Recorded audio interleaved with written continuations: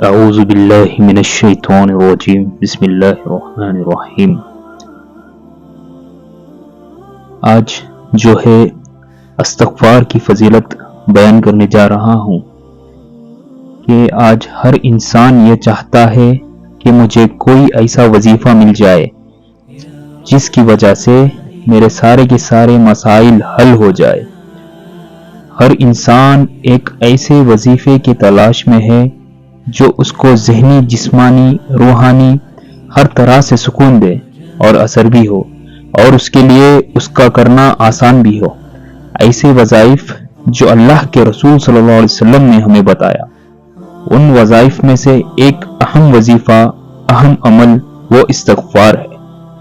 اور استغفار اتنا عظیم وظیفہ ہے، اتنا عظیم عمل ہے کہ اس کے ساتھ اللہ رب العزت نے دنیا اور آخرت کے بھلائیوں کو جوڑ دیا۔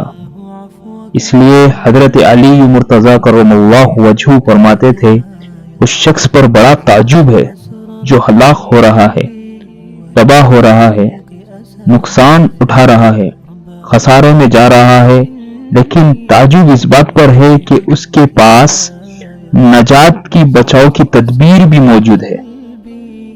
کسی نے پوچھا کہ ہلاکت اور تدبیر یہ دو چیزیں ہیں، کیا مراد ہے؟ آپ نے فرمایا کہ انسان کی ہلاکت گناہوں سے ہے اور اس کے بچاؤ کی تدبیر وہ استغفار کے ذریعے سے ہے۔ اس لیے حضرت قتادہ فرماتے کہ قرآن نے بتا دیا ہے بیماری کیا ہے اور اس کا علاج اور شفا کیا ہے۔ قرآن نے بتایا ہے کہ بیماری ہے گناہ اور اس کا علاج اور شفا ہے استغفار۔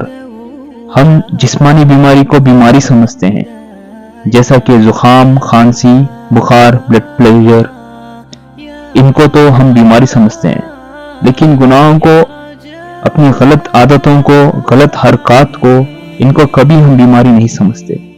تو بیماری نہیں سمجھتے تو اس کا علاج کی فکر کیسا کریں، کیوں کریں؟ تو انسانوں میں اصل بیماری کیا ہے؟ گناہ اور ان کا وظیفہ اور ان کی شفا، اور جو ہر صورت میں مؤثر ہے وہ استغفار ہے۔ اور یہ بہت آسان وظیفہ ہے۔ اس وظیفے کو کرنے سے کوئی وقت پابندی نہیں، کوئی تعداد کی پابندی نہیں، بس دل سے تعداد کے ساتھ، دل کی ندامت کے ساتھ اللہم اغفر لی، یہ استغفار ہے۔ آپ استغفر اللہ بھی پڑھ سکتے ہیں اور دل کی ندامت کے ساتھ کہیں کہ اللہ مجھے معاف کر دے، یہ استغفار ہے۔ اور اللہ رب العزت فرماتے ہیں کہ اے میرے بندے، اگر زمین کے برابر بھی تو گناہ کر کے آئے گا تو اتنے ہی میں تیری مغفرت اور بخشش کر دوں گا۔ اور فرماتے ہیں میرے بندے، اتنے گناہ کر کے، دیر لگا کے گناہ کر کہ اسے آسمان تک پہنچا دے، اور تیرے گناہ آسمان کو چھو دے، اور پھر تو ایک مرتبہ سچے دل سے کہہ دے کہ اللہ مجھے معاف کر دے، اللہ میری توبہ، تو اللہ فرماتے ہیں میں معاف بھی کر دوں گا اور مجھے کوئی پرواہ نہیں۔ تو ہم جبھی بھی جسی حالت میں ہو تو ہم سب کو استغفار پڑھنا ہے۔ آپ سب لوگ جانتے ہیں کہ آج بہت سارے لوگ طرح طرح کی پریشانی میں گرفتار ہیں، کیوں؟ اپنے گناہ کی وجہ سے۔ تو اس گناہ سے اور ہر پریشانی سے ہم کو سکون ملے گا تو صرف استغفار سے ملے گا۔ کیا آپ نے قرآن میں نہیں سنا؟ فَقُلْتُ اسْتَغْفِرُوا رَبَّكُمْ إِنَّهُ كَانَ غَفَّارًا يُرْسِلِ السَّمَاءَ عَلَيْكُمْ مِدْرَارًا وَيُمْدِدْكُمْ بِأَمْوَالٍ وَبَنِينَ وَيَجْعَلْ لَكُمْ جَنَّاتٍ وَيَجْعَلْ لَكُمْ أَنْهَارًا۔